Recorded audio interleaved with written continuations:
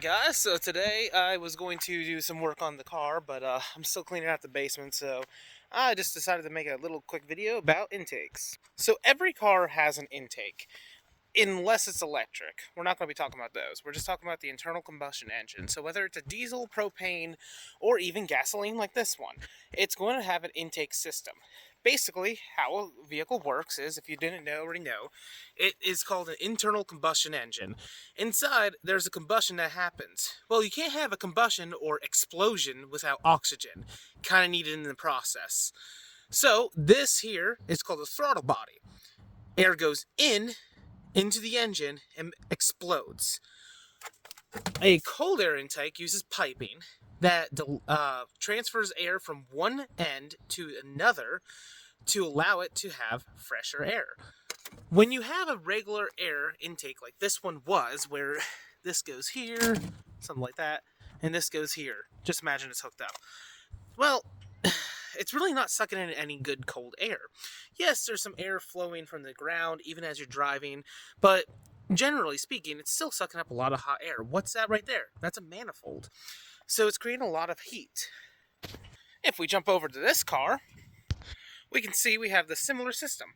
Right here's my throttle body, and right here's my factory intake system. So I don't have a cold air on this one as at the moment. Now you do have an EGR system right here, which I'm not even going to talk about that. We're just strictly talking about the system itself. So you have a filter airbox system. I'm not opening this up right now. I don't feel like having to. This one's a little bit of a pain in the butt. Not really a pain in the butt, just it's finicky. But if you look down here, come on, focus in camera. Right here is where it's sucking up the air from. This area right here. Well, that's it. Ford decided apparently right there was a great idea, right behind the headlight. Where's it getting the air? Probably. Actually, it doesn't even have vents on there. I never even noticed that, guys. But so it's a cold air technically because it is sucking it from here. But the problem with this system here, guys, is it's sucking it up from there, but then it gets in here, which is a little restricting, and then it comes through here, which is surrounded by the engine's heat, and then goes in there. So, why do we want cold air? That's the first question that you have to ask. Well, hot air, the molecules are spread out, so you can't fit as much into the combustion chamber. If you want to make power, as much air is needed inside that engine to put as much fuel in there as needed so it can explode it, making more out of less. And that's where cold air intakes come in. So you want more dense air because that's better inside there for having a better horsepower output. Now, when I first made the video about this, you guys are 100% correct. This is technically a hot air in system because there's no airflow. But if you go to this car here, and we take a look underneath here, I have piping that comes from the throttle body all the way down, up and under. Now, when I made my last short about this, a lot of people were saying that this is not a proper cold air because it's very restricting. Well, yeah, it does have a lot of bends and twists, but if you actually remember what the factory looked like, which I don't have any pictures of it anymore, but my factory system came right here, then to a box. Then there was a bunch of weird tubing that came out underneath here. It was very restricting because it didn't utilize the same diameter all around. This utilized the same diameter. Now, am I getting the benefit of ram air? No.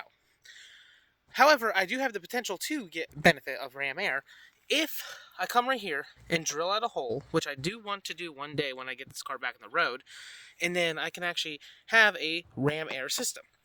Ram air is neither cold air intake and or non-cold air intake. It is a addition to cold air intake. Any performance car built after like 2006, 2007 will take advantage of some type of ram air. All ram air is, like I said last time, it's the force that's met with the vehicle already that forces and rushes in air.